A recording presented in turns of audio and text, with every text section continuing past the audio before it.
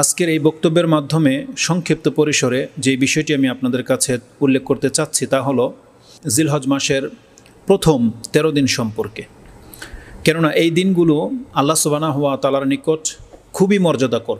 এই 13 দিন সম্পর্কে যে বর্ণনাগুলো রয়েছে তাতে বছরের অন্যান্য দিনগুলোর মাঝে এই দিনগুলোর বিশেষ মর্যাদা পরিলক্ষিত হয়। মানে মর্যাদার দিক থেকে লক্ষ্য করলে এই 13 দিনকে কয়েক ভাগে ভাগ করা যেতে পারে, যা বিভিন্ন বর্ণনায় উল্লেখিত হয়েছে। বোঝার জন্য আমি আপনাকে কথাগুলোকে এইভাবে পেশ করব। সাধারণভাবে এই 1 থেকে নিয়ে 10ই জিলহজ পর্যন্ত মানে 10 দিন বলেই পৃথক একটা মর্যাদা রয়েছে। এই 10 দিনের মাঝে আবার 2টি দিন হচ্ছে খাস, যেই 2 দিন আরও বেশি মানে মর্যাদাপূর্ণ। তার একটি হচ্ছে 9 জিলহজ, আরেকটি হচ্ছে 10ই জিলহজ। 9 জিলহজ যেমনটা আমরা জানি এটা হচ্ছে ইয়ৌমে আরাফার দিন। এই দিনে হাজিগণ আরাফাতে অবস্থান করেন এবং এই দিনের বিশেষ মর্যাদা রয়েছে। তার থেকেও বেশি মর্যাদাপূর্ণ দিন হচ্ছে ইয়ৌমুন নাহার, মানে 10ই জিলহজ, কুরবানির দিন। তো এই 10 দিনের মাঝে 3টি ধাপ আছে। 1 থেকে নিয়ে 10 দিন পর্যন্ত এটা হচ্ছে একটা ধাপে, প্রত্যেকটা দিনই মর্যাদাপূর্ণ।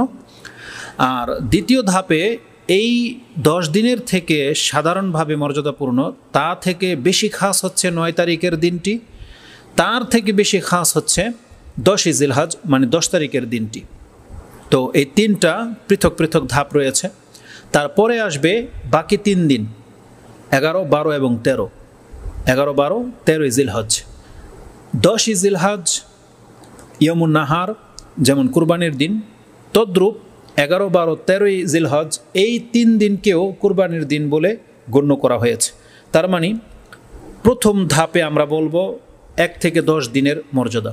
দ্বিতীয় ধাপে আমরা বলবো শুধুমাত্র 9 তারিখ ইয়মে আরাফার মর্যাদা। তৃতীয় ধাপে বলবো আমরা শুধুমাত্র ইয়মুন নাহার 10 তারিখের মর্যাদা।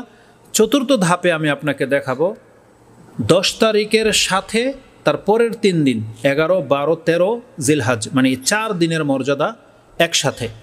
এই দিনগুলোকে কুরবানির দিন বলা হয়েছে। এটা হচ্ছে সব থেকে বড় মর্যাদা। পঞ্চম স্টেপে আসবে পৃথকভাবে 11, 12, 13 তারিখ। এই 3 দিনকে আইয়ামে তাশরিক বলা হয়। এই 3 দিনেরও বিশেষ মর্যাদা রয়েছে। এই 3 দিনকে কোরআনের ভাষায় এক তো হাদিসের ভাষায় আইয়ামে তাশরিক বলা হয়েছে, আর কোরআনের ভাষায় আইয়ামে মাদুদাত বলা হয়েছে। মোট কথা এই জিলহজ মাসের এই 13 দিনকে আমরা 5টি ভাগে ভাগ করে আপনাদেরকে দেখাবো। 1 থেকে 10 দিনের মর্যাদা, শুধুমাত্র 9 তারিখের মর্যাদা, 10 তারিখের মর্যাদা, 10, 11, 12, 13 এই 4 দিনের মর্যাদা, আর কেবলমাত্র 11, 12, 13 এই 3 দিনের মর্যাদা। মানে এই 13টা দিন 5টি ভাগে বিভক্ত। এবার আসুন সংক্ষিপ্ত পরিসরে, যেহেতু আমরা 9 তারিখ নিয়ে আজকে কথা বলবো না, 10 তারিখ নিয়েও বলবো না, এবং তারপরের 3 দিন নিয়েও বলবো না, কারণ এই দিনগুলো নিয়ে কথা বলার মতো আমাদের হাতে যথেষ্ট সময় রয়েছে। আজকে শুধু 1 থেকে নিয়ে 10 তারিখ পর্যন্ত এই 10 দিনের সাধারণভাবে যে মর্যাদার কথা কোরআন হাদিসে রয়েছে আমরা কেবলমাত্র সেই কথাগুলো উল্লেখ করব। এই 10 দিনের মর্যাদা এবং বৈশিষ্ট্য সম্পর্কে খুব চমৎকার কিছু তথ্য রয়েছে, আর এই কথাগুলো আমরা হয়তো ইতিপূর্বে বহুবার শুনেছি এবং আমরা জানি। যেমন এই 10 দিনের সৎ কাজগুলো, 10 দিন সাধারণ দিনের মতোই দিন, কিন্তু কোনো ব্যক্তি যদি এই 10 দিনের কোনো সৎ কাজ করে ওই কাজটার মূল্য বেশি। কথাটাকে এইভাবে বুঝেন, এই 10 দিনের এককভাবে কোনো মর্যাদা নেই। কখন মর্যাদা হবে? কোনো মুসলিম যদি কোনো সৎ কাজ করে এই 10 দিনে, ওই সৎ কাজটির মর্যাদা সব থেকে বেশি। অন্য কোনো দিনে সেই কাজটা করলে, এক্সাম্পল স্বরূপ কেউ যদি 2 রাকাত নফল সালাত পড়ে, তাহলে এই 10 দিনের কোনো ওয়াক্তে কোনো সময় যদি সে 2 রাকাত সালাত আদায় করে, ওই 2 রাকাত সালাত সে অন্য কোনো দিনে করে এত নেকি পাবে না যত নেকি এই 10 দিনে করলে হবে। এই 10 দিনের কোনো দিনে যদি কেউ সিয়াম রেখে নেয়, তাহলে অন্য সাধারণ দিনের নফল সিয়াম রেখে অত নেকি পাবে না, অত মর্যাদার হবে না যত মর্যাদার এই 10 দিনের কোনো একদিন সিয়াম রেখে নিলে। অন্য কোনো দিনে দান সাদকা করে অতটা মর্যাদা, অতটা নেকি সে পাবে না যতটা মর্যাদা বলা হয়েছে এই 10 দিনের কোনো একদিন দান সাদকা করলে। এইভাবে যতগুলো, যেমন কিছু কিছু আমলের কথা এখানে উল্লেখই হয়ে যাচ্ছে, আরও কিছু কিছু আমল, যেমন কবর জিয়ারত ধরে নেই, এই কথাটা অনেকের মাথায় হয়তো থাকবে না। কবর জিয়ারত করা, অসুস্থকে দেখতে যাওয়া, এক কথায় ইসলামের শিষ্টাচার যতগুলো দিক আছে, যতগুলো আমল আছে, সবগুলো আপনার মাথায় নিয়ে আসেন, আপনার সামনে উপস্থিত করেন। তার মধ্য থেকে যেই কোনো আমল আপনি করেন না কেন, এটাই হবে আপনার জন্যে মর্যাদাকর এবং কল্যাণকর। এই মর্মে স্পষ্ট হাদিস রয়েছে, যে হাদিসটা একটু পরে আমাদের কাছে আসবে। তো যে কেউ এই 10 দিনে যে কোনো ভালো কাজ যদি করেন, এর মাধ্যমে তার এত নেকি হবে বা এতটা মর্যাদা সে প্রাপ্ত হবে, ওই আমলটি অন্য কোনো দিনে এতটা মর্যাদা সে প্রাপ্ত হবে না। এই দিনগুলোর বৈশিষ্ট্য বা মর্যাদা সম্পর্কে কোরআন হাদিসে যেইভাবে কথাগুলো এসেছে, প্রথমে আমি একটা কথা উল্লেখ করব, সেটা হচ্ছে কোরআনে এসেছে সবথেকে বড় মর্যাদা হচ্ছে এই 10 দিনকে আল্লাহ সুবহানাহু ওয়া তাআলা 10 দিনকে উদ্দেশ্য করে কসম করেছেন। 10 দিনের কসম, একেবারে 1 থেকে নিয়ে 10 তারিখ পর্যন্ত পুরো 10 দিনের কসম খেয়েছেন আল্লাহ সুবহানাহু ওয়া তাআলা। এই মর্মে কোরআনে একটি আয়াত আপনি পাবেন, যেটা সূরা ফাজর 89 নম্বর সূরা, তার 1 থেকে 3 নম্বর পর্যন্ত আয়াতের মধ্যে এটা রয়েছে। 1 থেকে 3 নম্বর পর্যন্ত আয়াতের মধ্যে এই কথাগুলো রয়েছে। যেমন আল্লাহ সুবহানাহু ওয়া তাআলা বলেছেন ওয়াল ফজর ওয়ালায়ালিন আশর। এই 2 নম্বর আয়াতে আল্লাহ 10 তারিখের কসম খেয়েছেন, 10 তারিখ নয়, 1 থেকে নিয়ে 10 দিন 10 রাতের কসম খেয়েছেন। এই আয়াতে আল্লাহ সুবহানাহু ওয়া তাআলা কয়েকটি কসম খেয়েছেন এই 2-3টা আয়াতে। তাতে জিলহজ মাসের প্রথম 10 দিনের কসমের কথা রয়েছে। আয়াতটির মধ্যে আছে ওয়ালায়ালিন আশর, 10 রাত্রের কসম। তাতে জিলহজ মাসের 10 দিনের মর্যাদা কিভাবে বৃদ্ধি পেল, এটা হচ্ছে প্রশ্ন।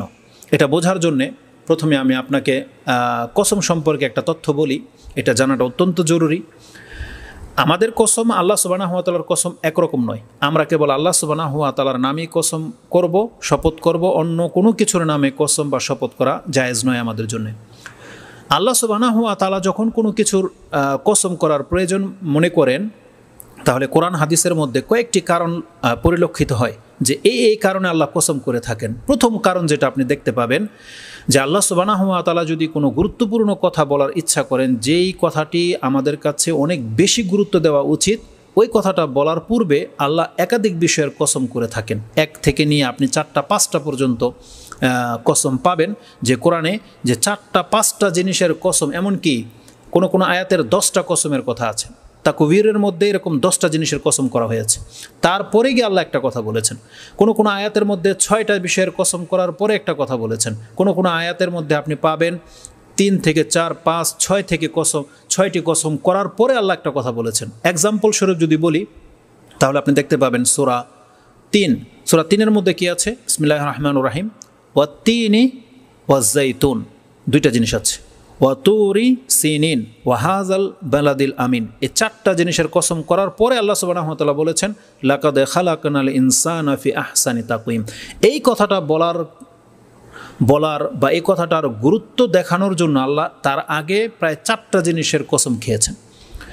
তেমনি এই সূরা ফজর যদি আমরা লক্ষ্য করি, তাহলে এখানে কি আছে? ওয়াল ফজর ওয়ালায়ালিন আশর ওয়াশ-শাফঈ ওয়াল ওয়াতর হাল ফি যালিকা কাসামুল লিযি হিজর। তারপরে আল্লাহ কথা বলেছেন। তার মানে এখানে 4টা বিষয়ের কসম খেয়েছেন। তেমনি আল্লাহ সুবহানাহু ওয়া তাআলা বলেছেন একটা বিষয়ের কসম, যেমন ওয়াল আসর ইন্নাল ইনসানা লাফি খুসর। আল্লাহ বলেছেন কসম আসরের ওয়াক্তের, সময়ের বা যুগের, মানুষ ক্ষতিগ্রস্ত, সমস্ত মানুষই হচ্ছে ক্ষতিগ্রস্ত। তো এই কথাটা এত বেশি গুরুত্বপূর্ণ, যার ফলে আল্লাহ কসম করে তারপরে বলেছেন। তাহলে একটা কারণ হলো কোনো গুরুত্বপূর্ণ বিষয় বলার পূর্বে কসম করা। দ্বিতীয় আরেকটি কারণে আপনি কোরআনে কসম দেখতে পাবেন যে আল্লাহ সুবহানাহু ওয়া তাআলা কোন ক্ষেত্রে কসম খেয়েছেন বা কেন করেছেন। তাহলে দেখতে পাবেন দ্বিতীয় যে কারণটি, আল্লাহ সুবহানাহু ওয়া তাআলা এক তো কোনো একটা বিষয় তুলে ধরার আগে কসম করে থাকেন, আর আল্লাহ সুবহানাহু ওয়া তাআলা কসম করে থাকেন যখন কোনো বিষয়, ব্যক্তির বা স্থানের মর্যাদাকে তুলে ধরতে চান। মানে কোনো কিছুকে আল্লাহ যদি মর্যাদাবান করতে চান, তাহলে আল্লাহ ওই বস্তুর, ওই ব্যক্তির, ওই স্থানের, ওই সময়ের কসম খেয়েছেন। এটা হলো কারণ।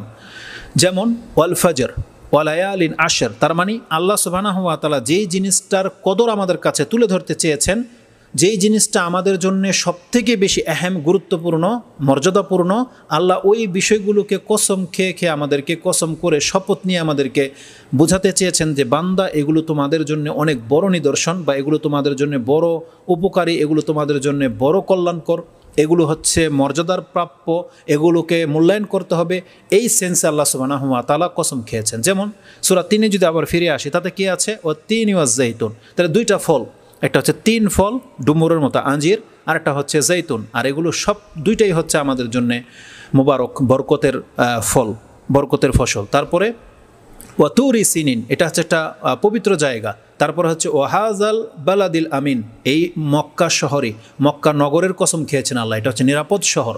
আমিন, আল্লাহ বলেছে নিরাপদ শহর। তার মানে এগুলো হচ্ছে অনেক বড় বড় নিদর্শন, যেগুলো আমাদের জন্য অনেক বড় ব্যাপার। আল্লাহ এইভাবে চাঁদের রাতের গভীর অন্ধকারের কসম খেয়েছেন, আল্লাহ দিনের প্রভাতের কসম খেয়েছেন, যেমন আল ফজর। তো এইভাবে আল্লাহ সুবহানাহু ওয়া তাআলা যেই বিষয়ের কসম খেয়ে থাকেন, এটার গুরুত্ব, এটার মাহাত্ম্য, এটার মর্যাদা অনেক বেশি।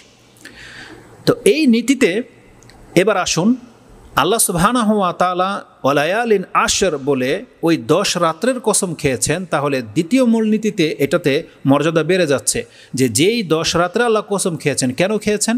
যাতে করে এই 10 রাত্রের গুরুত্ব আমাদের কাছে বোঝাতে চেয়েছেন, যে আল্লাহর কাছে এই 10 রাত সাধারণ কোনো 10 রাত নয়, 10 দিন সাধারণ কোনো 10 দিন নয়, তো অনেক গুরুত্বপূর্ণ। তা আল্লাহর কসম এই দিনের মর্যাদাকে বাড়িয়ে দিয়েছে। তো এই আয়াতে 10 রাতের কসম করে যে 10ই জিলহজকে উদ্দেশ্য করা হয়েছে, এই মর্মে তাফসির ইবনে কাসিরে আপনি দেখতে পাবেন, তাতে আব্দুল ইবনে আব্বাস রাদিয়াল্লাহু তাআলা আনহুমা থেকে তাফসির করা হয়েছে, এবং আরও অন্যান্য ইমামদেরও তাফসির সেখানে আপনি পাবেন। তিনি ভাষাটা এইভাবে উল্লেখ করেছেন, ওয়ালায়ালিন আশর আল মুরাদু বিহা, এই আয়াতের উদ্দেশ্য হচ্ছে আশরু জিলহিজ্জা, 10 জিলহজ, মানে প্রথম থেকে 10 তারিখ পর্যন্ত এই প্রথম 10 দিন হচ্ছে এই উদ্দেশ্য, যে আল্লাহ এই 10 দিনের কসম খেয়েছেন। কামা কালাহু ইবনু আব্বাস ও ইবনু জুবাইরিন ও মুজাহিদিন ও গায়রু ওয়াহিদিন মিনাস সালাফি ওয়াল খালাফ। ইমাম ইবনু কাসির রাহিমাহুল্লাহ বলেন, পূর্বের এবং পরের কোনো সালাফ এতে দ্বিমত করেনি, প্রত্যেকের তাফসির হচ্ছে যে এই 10 রাতের কসম খাওয়া মানে 10 জিলহজের কসম খাওয়া। তার মানে আল্লাহ এই 10 দিনের কসম করে আমাদেরকে এর মর্যাদাকে তুলে ধরতে চেয়েছেন। এই আয়াতগুলোর আরেকটি তাফসির করা হয়েছে, যদি 24 ঘন্টাকে বা রাত আর দিনে ভাগ করা যায়, যেহেতু আরবি ভাষায় রাত আগে আসে, তাই এই জন্য লায়াল শব্দটা বলেছেন।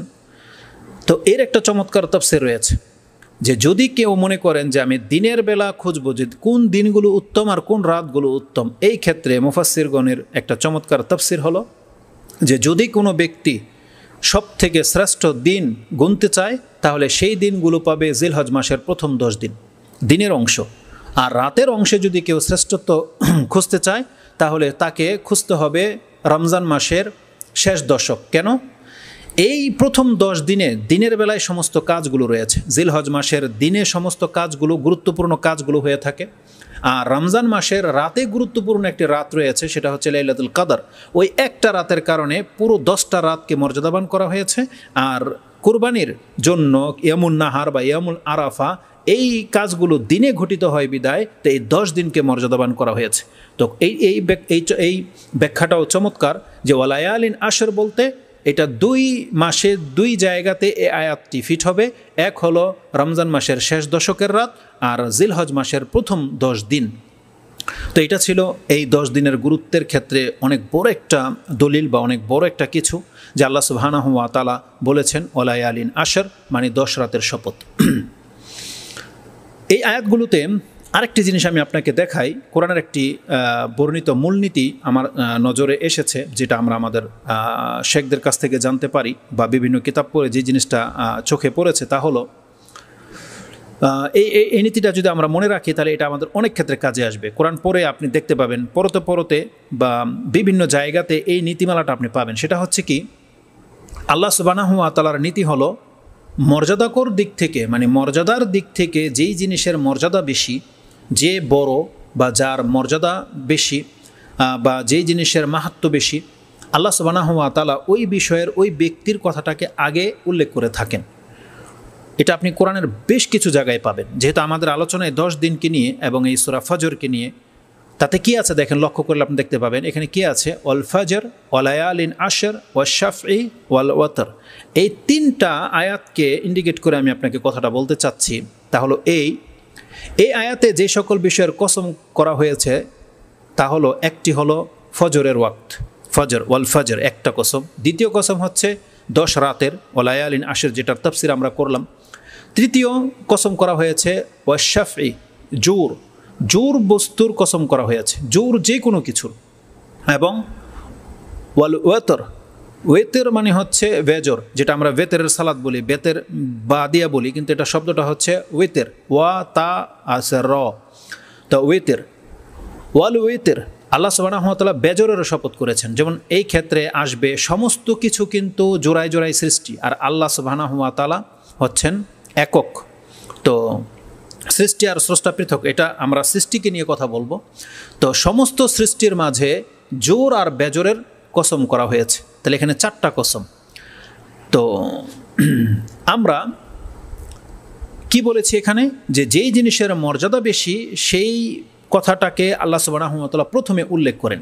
এখন এই নীতিকে যদি আপনি ফলো করেন, তাহলে সেই বিষয়ের কথা আল্লাহ সুবহানাহু ওয়া তাআলা প্রথম উল্লেখ করে থাকেন। যে জিনিসের মর্যাদা বেশি, তাহলে এই 4টি বিষয়ের মাঝে সবথেকে বড় ব্যাপার বা বড় বিষয় হলো ফজরের ওয়াক্ত, সালাতুল ফজর, মানে ফজরের ওয়াক্ত। কারণ আল্লাহ সুবহানাহু ওয়া তাআলা এখানে 4টা বিষয়ের মধ্যে প্রথম কসম করেছেন ফজরের ওয়াক্তের। তারপরে আল্লাহ সুবহানাহু ওয়া তাআলা কসম করেছেন 10 রাতের। তারপরে আল্লাহ সুবহানাহু ওয়া তাআলা জোর এবং বেজরের কসম করেছেন। তো জেনে রাখেন যে যেই ব্যক্তির ফজর ছুটে যাবে, যেহেতু 10 রাতের চেয়েও বেশি গুরুত্বপূর্ণ হচ্ছে ফজরের ওয়াক্ত, এই জন্য আমি কথাটাকে আপনাকে পেশ করতে চাচ্ছি। যার ফজর ছুটে যায়, যে ব্যক্তি ফজরের সালাত আদায় করে না, জেনে নেন আপনার জন্য এই আলোচনা নয়, এই 10 দিনের আমলে আপনার কোনো উপকারে আসবে না, বা এই 10 দিনের ফজিলতপূর্ণ কাজের বক্তব্য আপনার জন্য নয়। ঠিক তেমনি যারা 5 ওয়াক্ত সালাত আদায় করেন না, কুরবানিও মূলত তাদের জন্য নয়। এই কথাটা হয়তো অনেকের কাছে ভারী মনে হবে, তবে আমি কোরআন থেকে যেমনটা পাচ্ছি এমনটা আপনার কাছে দেখাচ্ছি। আল্লাহ বলছেন আল ফজর, ফজরের ওয়াক্ত। যদি আমরা ফজরের সালাতকে ধরে নেই, তার মানে এটাকে প্রথম প্রাধান্য দিতে হবে, তারপরে প্রাধান্য পাবে এই 10 দিনের আমল আপনি কি করতে পারেন সেটা। কারণ কি, এই 10 দিনের যে নফল ইবাদতের কথা বলা হচ্ছে, এগুলো হচ্ছে অতিরিক্ত আমল। আর ফজরের সালাত হচ্ছে ফজর হচ্ছে ফরজ, সেটা আপনার 10 দিনেও পড়তে হবে, আর আজকেও আপনার পড়তে হয়েছে, এবং 10 দিনের পরবর্তীতে আপনাকে পড়তেই হবে। এটা না থাকলে আপনার মুসলিমের অস্তিত্ব টিকবে না। এই জন্য ফজরের ওয়াক্ত হচ্ছে সবথেকে বেশি গুরুত্বপূর্ণ। যারা 10 দিনের আমল করবেন ইচ্ছা করেছেন, আমরা আলহামদুলিল্লাহ, যারা এগুলো খুঁজে তারা অবশ্যই দিনদার এবং সৎ ব্যক্তিরাই এটা খোঁজে এবং তারা আমল করে থাকে।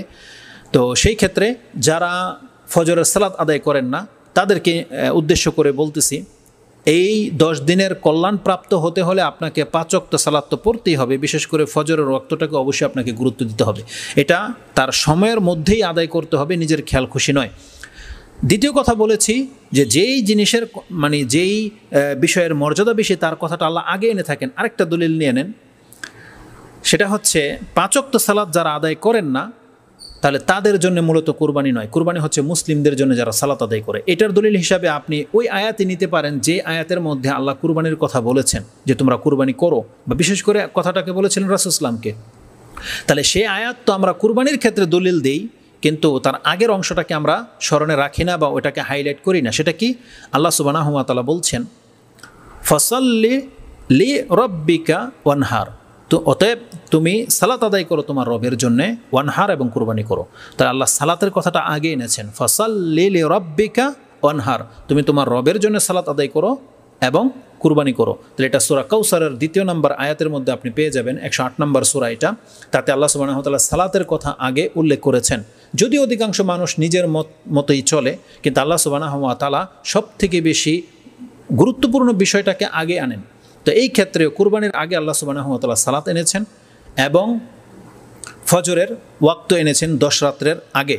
অতএব ফজরের ওয়াক্তকে অবশ্যই মূল্যায়ন করতে হবে, তাহলে এই 10 দিনের ইবাদত, যে কোনো নফল ইবাদত আপনার জন্য কল্যাণকর হবে।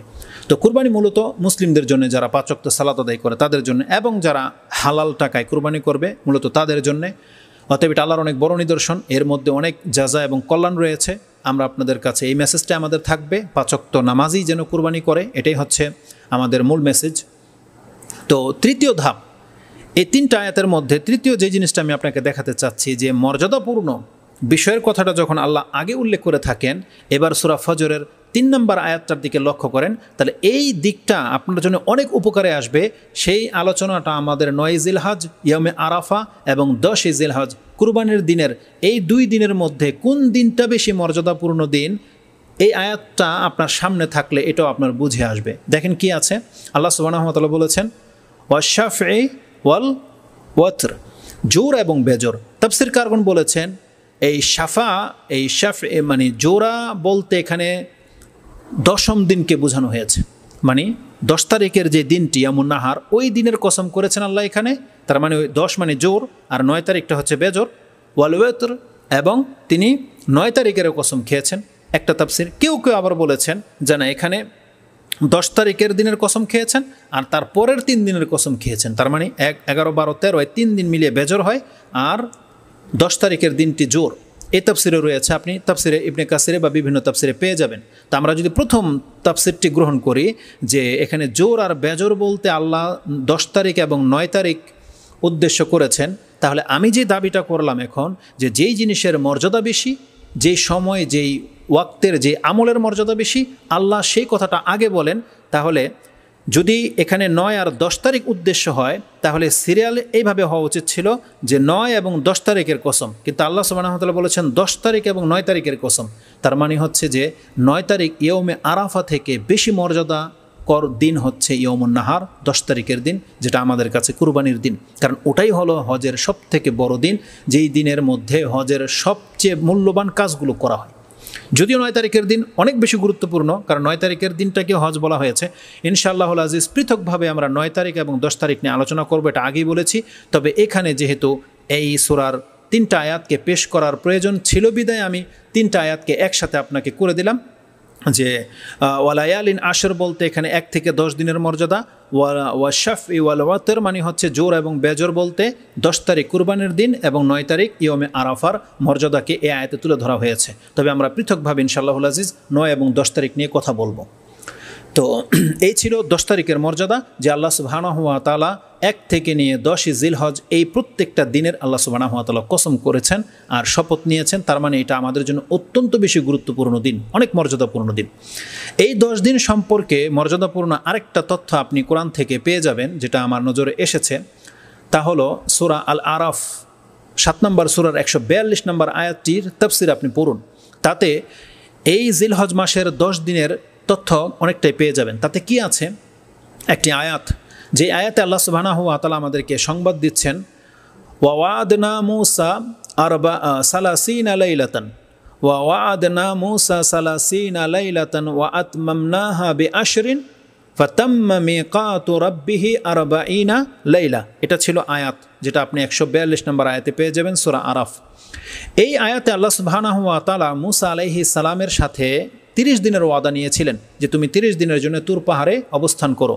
তারপর আল্লাহ সুবহানাহু ওয়া তাআলা যখন তিনি 30 দিন পুরা করেছেন, আল্লাহ সুবহানাহু ওয়া তাআলা তাকে বললেন যে আরও 10 দিন তুমি অবস্থান করো। আল্লাহর পক্ষ থেকে আরও 10 দিন বাড়িয়ে 40 দিন পুরা করতে বলেছিলেন এবং মূসা আলাইহিস সালাম 40 দিন পুরা করেছিলেন। ফাতাম্মা মিকাতু রাব্বিহি 40 লাইলা, তিনি 40 রাত মানে 40 দিন অবস্থান করেছিলেন, পুরা করেছিলেন। এই আয়াতের তাফসিরে বলা হয়েছে সেই অতিরিক্ত 10 দিন ছিল জিলহজ মাসের 10 দিন। এই সম্পর্কেও ইবনে আবি হাতেম 8957 একটা আসার পাবেন। ইবনে আবি হাতেম থেকে ইবনে কাসির রাহিমাহুল্লাহ কোট করেছেন, কানা ইবনু আব্বাস ইয়াকুলু ফি কাউলিল্লাহি তাআলা, ইবনে আব্বাস রাদিয়াল্লাহু তাআলা আনহুমা তিনি আল্লাহ সুবহানাহু ওয়া তাআলার এই আয়াতের তাফসির করেছেন এইভাবে, ওয়া'আদনা মূসা 30 লাইলাতান ওয়া আতমামনাহা বিআশরিন। মূসা আলাইহিস সালামের সাথে যে 30 রাতের অঙ্গীকার ছিল এবং আরও 10 দিয়ে 40কে পুরা করা হয়েছিল, কালা যুলকাদা, সেই 30 দিন ছিল যুলকাদা মাস, পুরা মাসটি, ওয়া আশর জিলহিজ্জা, ওয়াশরি জিলহিজ্জা এবং জিলহজ মাসের 10 দিন ছিল। ইবনু আবি হাতেম তিনি তার তাফসিরের মধ্যে এই কথাটা উল্লেখ করেছেন, 8957 আপনি পেয়ে যাবেন। মাসরুক, মুজাহিদ, আতা ও হাসান আল বসরি রাহিমাহুমুল্লাহ তারা সকলেই এই মতকে গ্রহণ করেছেন। তারা প্রত্যেকে বলেছেন যে এটাই হলো এই আয়াতে এই তাফসিরের, এটাই হলো সঠিক তাফসির। তার মানে আল্লাহ সুবহানাহু ওয়া তাআলা মূসা আলাইহিস সালামকে আরও 10 দিন অবস্থান করতে বলেছিলেন। কেন? এটা তাফসির কারকদের মূল উদ্দেশ্য হলো যে ওই 10 দিন অবস্থান করে আল্লাহর জন্য ইবাদত করা, এটা আল্লাহ সুবহানাহু ওয়া তাআলার কাছে অনেক বেশি পছন্দনীয় ছিল, যাতে করে মূসা আলাইহিস সালামও এই মর্যাদাপূর্ণ 10 দিনের ইবাদতে অংশ নিতে পারে। এমনটাই তাফসীরকারগণ উল্লেখ করেছেন। তাদের দৃষ্টিভঙ্গি এমনটাই, আর তাদের দৃষ্টিভঙ্গি যথার্থ। কেননা এখন ওই হাদিসটা আমি আপনার কাছে উল্লেখ করব, যেটা বোঝার জন্য এতগুলো কথা বলেছি। যেই হাদিসে আব্দুল ইবনে আব্বাস রাদিয়াল্লাহু তাআলা আনহুমা থেকে বর্ণনা করা হয়েছে, একাধিক কিতাবে, মুসনাদে আহমদে পাবেন 1968, এবং তিরমিজিতে পাবেন আপনি সিয়ামের অধ্যায়ে 757, বুখারিতে আপনি পাবেন 13 নম্বর অধ্যায়ে ঈদাইন তার 969 নম্বর 969, এবং আবু দাউদে আপনি হাদিসটি সৌমে সিয়ামের অধ্যায় পাবেন 2438। তাতে কি আছে? এই হাদিসটির কয়েকটা ভাষা আমরা গত জুমাতে আলোচনা করেছি, আপনারা প্রত্যেকে জানেন। সেটা কি? মা মিন আইয়ামিন আল আমালু সালিহু ফিহিন্না আহাব্বু ইলাল্লাহি আযজা ওয়া জাল্লা মিন হাযিহিল আইয়াম, ইয়ানি আইয়ামুল আশর। মানে এই দিনগুলো শুধু মর্যাদা নয়, বরং এই দিনে যদি কেউ সৎকর্ম করে সেই সৎকর্মের মর্যাদা বেশি। মানে প্লাস দুইটা জিনিস লাগবে, এই দিনগুলো লাগবে এবং এই দিনে সৎকর্ম লাগবে, তাইলে আপনার মর্যাদা বেড়ে গেল। সেটা কি? মা মিন আইয়ামিন আল আমালু সালিহু ফিহা, যেই দিনগুলোতে সৎ কাজ করা হয় এমন কোনো দিন নাই যেটা আল্লাহর কাছে বেশি পছন্দনীয় হতে পারে এই 10 দিন থেকে, যেই 10 দিনে সৎ কাজ করা হচ্ছে। তার মানে জিলহজ মাসের এই 10 দিন যদি কেউ সৎ কাজ করে, এই কাজগুলো আল্লাহর কাছে এত বেশি পছন্দনীয় যেটা অন্য কোনো দিনের আমলে এতটা পছন্দনীয় আল্লাহর কাছে নয়। এই মর্মে হাদিসটা রয়েছে। কালু ইয়া রাসূলুল্লাহ ওয়ালাল জিহাদু ফি সাবিলিল্লাহ, অন্যান্য দিনে যদি আমি জিহাদও করি তাহলে কি এতটা নেকি পাবে না? কালা ওয়ালাল জিহাদু ফি সাবিলিল্লাহ, জিহাদ করেও ওই মর্যাদায় পৌঁছতে পারবে না যদি এই 10 দিন কেউ সৎ কাজে নিজেকে ব্যস্ত করে রাখে। তবে ইল্লা রাজুলান খারাজা বিনাফসিহি ওয়া মালিহি সুম্মা লাম ইয়ারজি মিন যালিকা বিশাই, সে তার জান এবং মাল নিয়ে আল্লাহর রাস্তায় বেরিয়েছিল কিন্তু কোনো কিছু নিয়ে আর সে ফেরত আসেনি, এই ব্যক্তির মর্যাদা ভিন্ন। সুবহানাল্লাহ। তো এই কথাটা রয়েছে, মানে এমন মুজাহিদ যে আল্লাহর জন্য জান মাল সব কিছু লুটিয়ে দিয়েছে, তাকে কেউ নেকি দিয়ে ধরতে পারবে না। এটা ছিল রাসূলুল্লাহ সাল্লাল্লাহু আলাইহি ওয়াসাল্লামের দিক নির্দেশনা। তো এই হাদিস থেকে আমরা যেটা জানতে পারি যে এই 10 দিনের আমলের গুরুত্ব সব থেকে বেশি, আমল করতে হবে। এই ছিল জিলহজ মাসের প্রথম 10 দিনের এই দিনগুলোর আরও কিছু মর্যাদা রয়েছে। যেমন এই 10 দিনের বৈশিষ্ট্য হলো, এই দিনগুলোতে আল্লাহ সুবহানাহু ওয়া তাআলাকে বিশেষভাবে স্মরণ করতে বলা হয়েছে, বিশেষভাবে এই 10 দিনে স্মরণ করতে বলা হয়েছে। এই মর্মে কোরআনের একটি আয়াত আপনি পেয়ে যাবেন, সূরা হজ 22 নম্বর সূরার 28 নম্বর আয়াতে আল্লাহ সুবহানাহু ওয়া তাআলা তাতে বলেছেন, লিয়াশহাদু মানাফিআ লাহুম ওয়া ইয়াযকুরু ইসমাল্লাহি ফি আইয়ামিন মা'লুমাত আলা মা রাযাকাহুম মিন বাহিমাতিল আনআম ফাকুলু মিনহা ওয়া আতিমুল বাঈসাল ফাকির। এটা ছিল আয়াত, তার আগের কিছু অংশ আছে। তা আমাদের মূল উদ্দেশ্য হচ্ছে এইটুকু, ওয়া ইয়াযকুরু ইসমাল্লাহি ফি আইয়ামিন মা'লুমাত, যারা হজের জন্য তাদেরকে ডাকা হয়েছে যাতে করে তারা এখানে উপস্থিত হয়, লিয়াশহাদু মানাফিআ লাহুম, তাতে তাদের উপকার রয়েছে। আর কেন তারা এখানে আসবে? ওয়া ইয়াযকুরু ইসমাল্লাহি ফি আইয়ামিন মা'লুমাত, যাতে করে তারা জানাশোনা দিনগুলোতে আল্লাহ সুবহানাহু ওয়া তাআলার জিকির করতে পারে। এই জানাশোনা দিনগুলোর তাফসীর করা হয়েছে। এটার তাফসীরও আপনি পেয়ে যাবেন ইবনে আব্বাস রাদিয়াল্লাহু তাআলা আনহুমা থেকে, ওয়াজকুরুল্লাহ ফি আইয়ামিন মা'লুমাত ইয়ানি আইয়ামুল আশর। তার তাফসীর, একটা তাফসীর হচ্ছে আইয়ামিল মা'লুমাত বলতে আইয়ামে আশর, এই 10 দিনকে তিনি উদ্দেশ্য করেছেন। যে আল্লাহ সুবহানাহু ওয়া তাআলা আমাদেরকে জানিয়েছেন যে যারা হজে আসবে তারা যেন তাদের উপকারের জন্য আসে, এবং এখানে এসে এই দিনগুলোতে তারা আল্লাহ সুবহানাহু ওয়া তাআলাকে অধিক মাত্রায় স্মরণ করবে, এর তাফসীর করা হয়েছে। অন্যান্য তাফসীরে শুধু 10 তারিখের দিন মানে কুরবানির দিনকে বলা হয়েছে আইয়ামে মা'লুমাত, আর আইয়ামে মাদুদাত বলা হয়েছে 11, 12, 13, যেটা আমরা আইয়ামে তাশরিকের মধ্যে এই আইয়ামে মা'লুমাত ও আইয়ামেল মাদুদাত এই দুইটা শব্দের তাফসীর সেখানে করব। জাস্ট এখানে 1 থেকে নিয়ে 10 তারিখের মর্যাদা সম্পর্কে তুলে ধরার জন্য এই আয়াতটি আমি আপনার কাছে পেশ করেছি। এর তাফসীরে 10 তারিখ সম্পর্কে রয়েছে। কেন? আল্লাহ বলেছেন যাতে করে তারা এই 10 দিন আল্লাহকে অধিক মাত্রায় স্মরণ করে। তাহলে আল্লাহ সুবহানাহু ওয়া তাআলাকে অধিক মাত্রায় স্মরণ করার সাথে এই 10 দিনের বৈশিষ্ট্য কী রয়েছে, কিভাবে প্রমাণ হয়, এটাকে তুলে ধরার জন্যে কেন আমি এই পয়েন্টটা উল্লেখ করতে চাচ্ছি, তা হলো আল্লাহ সুবহানাহু ওয়া তাআলাকে বিশেষভাবে স্মরণ করা। এটার কারণে এই 10 দিনের মর্যাদা বেড়ে যাচ্ছে। কারণ আল্লাহ সুবহানাহু ওয়া তাআলাকে স্মরণ করা এমনিতেই হচ্ছে মর্যাদাপূর্ণ কাজ। আর আল্লাহ সুবহানাহু ওয়া তাআলাকে অন্যান্য দিনে স্মরণ করা আর এই 10 দিনে বিশেষভাবে স্মরণ করা এক নয়। এই স্মরণ করার মধ্যে পার্থক্য রয়েছে। বিশেষভাবে এই 10 দিন আল্লাহ সুবহানাহু ওয়া তাআলার স্মরণের মধ্যে তার বরত্ব, তাকবীর, তার পবিত্রতা যেমন সুবহানাল্লাহ এবং তার প্রশংসা আলহামদুলিল্লাহ, এই বাক্যগুলোর এবং তার তাহলিল যেটা লা ইলাহা ইল্লাল্লাহ, এই শব্দগুলোর সবথেকে বেশি মর্যাদাপূর্ণ কাজ হচ্ছে এই 10 দিনে বেশি পরিমাণ পাঠ করা। এই কথাটা আমি এমনি বলতেছি না, কারণ এই মর্মে একটা হাদিস রয়েছে। আন ইবনে ওমর আন নবী সাল্লাল্লাহু আলাইহি ওয়াসাল্লাম ক্বালা মা মিন আইয়ামিন আযামু ইনদাল্লাহি ওয়ালা আহাব্বু ইলাইহি মিনাল আমালি ফিহিন্না মিন হাযিহিল আইয়ামিল আশর। রাসূলুল্লাহ সাল্লাল্লাহু আলাইহি ওয়াসাল্লাম থেকে ইবনু ওমর রাদিয়াল্লাহু তাআলা আনহুমা তিনি বর্ণনা করেছেন যে আল্লাহর কাছে এই 10 দিনের চেয়ে মর্যাদাপূর্ণ আর আল্লাহর কাছে পছন্দনীয় অন্য কোনো দিনের আমল নেই। ফাআকসিরু ফিহিন্না, অতএব এই দিনগুলোতে তোমরা অধিক মাত্রায় যে কাজটি করবে সেটা হচ্ছে আত-তাহলিল ওয়াত তাকবীর ওয়াত তাহমিদ। 3টা শব্দ রয়েছে, তাহলিল লা ইলাহা ইল্লাল্লাহ, ওয়াত তাকবীর আল্লাহু আকবার, আর তাহমিদ আলহামদুলিল্লাহ। এই শব্দগুলো, এই জুমলাগুলো অধিক মাত্রায় আমাদেরকে করতে বলা হয়েছে। মুসনাদে আহমদে হাদিসটি রয়েছে 5189। তবে শোয়েব আল আরনাউত রাহমাহুল্লাহ এই হাদিসের তাহকিক করে বলেছেন এটা সাহি মতনটা, কিন্তু ইসনাদুন দাইফ, এর সনদ দুর্বল। তবে এই তাকবীরগুলো পাঠ করা এই সময়গুলোতে এটা হচ্ছে সহি, তার মানে এটা করা যেতে পারে, যদিও সনদের মধ্যে দুর্বলতা আছে। তো আল্লাহ সুবহানাহু ওয়া তাআলা এই 10 দিনের মধ্যে এতটা মর্যাদা রেখেছে। এখন এছাড়াও আরও বেশ কিছু মর্যাদার দিক থাকতে পারে, তাহকিক করলে হয়তো খুঁজলে পাওয়া যেতে পারে। যতটুকু কথা সহি সূত্রে ভাবে বা অথেন্টিকভাবে পেয়েছি অতটা কথাই আমি আপনার কাছে তুলে ধরেছি। বাকি থাকলো এই 10 দিনের বিশেষ কোনো আমল আছে কিনা।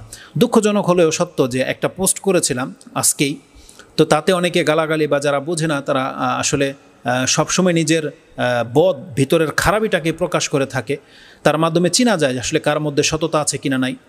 অনেক বক্তব্য আপনি দেখতে পাবেন তারা সংখ্যায় গুণে দিয়ে বক্তব্য পোস্ট করেছে যে এই 10 দিনের এই বিশেষ 10টি আমল, এই 10 দিনের এই আমলগুলো খাস, এই আমলগুলো করুন, এভাবে দেখানো হয়েছে। কিন্তু কোনো হাদিসের মধ্যে কিন্তু এইভাবে ইন্ডিকেট করে কোনো নির্দিষ্ট আমল দেওয়া হয়নি। যে আমলগুলোর কথা বলা হয়েছে ইনশাআল্লাহুল আজিজ কী আমল করবেন আর নির্দিষ্ট যে কোনো আমল নেই এই সম্পর্কে এর পরবর্তী বক্তব্যটার জন্য আপনি অপেক্ষা করেন, সেটা আমি খুব শীঘ্রই আপনার কাছে পেশ করতেছি।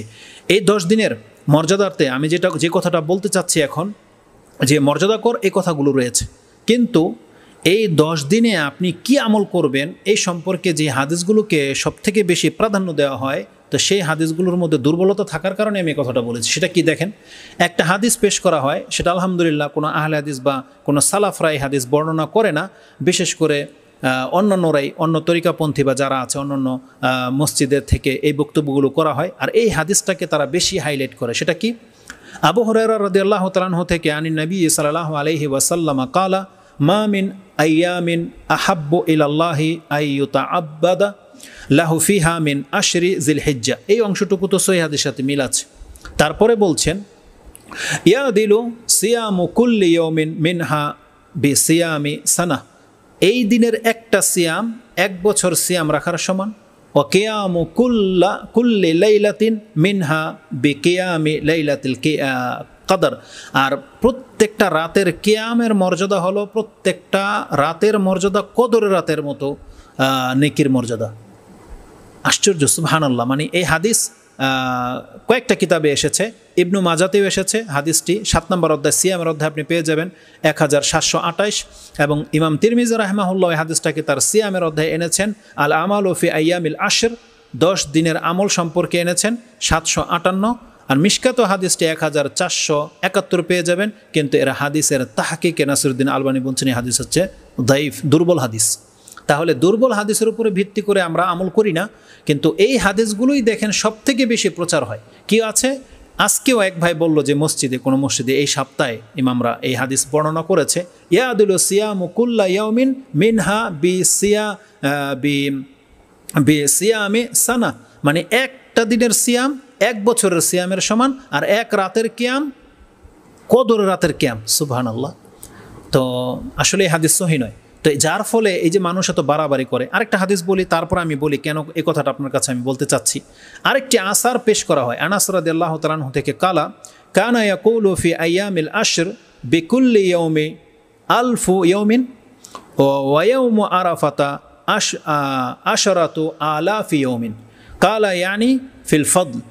ফজিলতের দিক থেকে আনাস রাদিয়াল্লাহু তাআলা আনহু বলেছেন, এই মর্মে বলা হয়, মানে তার নামে বলা হচ্ছে যে আনাস রাদিয়াল্লাহু তাআলা আনহু নাকি তিনি এই কথা বলতেন যে বিকুল্লি ইয়াউমিন আলফু ইয়াউমিন, এক একটা দিন 1000 দিনের সমান ফজিলতের দিক থেকে। আর আরাফার দিনটি, ওই দিনটাই হচ্ছে আশরাতু আলাফি ইয়াউমিন, মানে 10,000 দিনের সমান। তার মানে 10,000 দিন ইবাদত করে 10,000 দিন সিয়াম রেখে সে ওই নেকি পাবে না যেই নেকিটা সে আরাফার দিনের সিয়ামে পাবে। বা একটা দিনের আরাফার সিয়াম রেখে নিলে, আরাফার দিনের সালাত পড়লে সে 10,000 দিন সালাত পড়লে, সিয়াম পড়লে যেই নেকি হবে তার ফজিলত এতটা বেশি। এই কথাটা শোয়াবুল ইমান উল্লেখ করেছেন 3488-তে এবং তারগিব আর তারহিবের মধ্যে 1788-তে। ইমাম নাসিরউদ্দিন আলবানী দাইফ ও তারগিব আর তারহিবের মধ্যে 736 এনেছেন এবং বলেছেন এই আসারটি হচ্ছে দুর্বল, গ্রহণযোগ্যতায় পৌঁছেনি। তো এই 10 দিন সম্পর্কে সংক্ষিপ্ত এই কথাগুলো ছিল।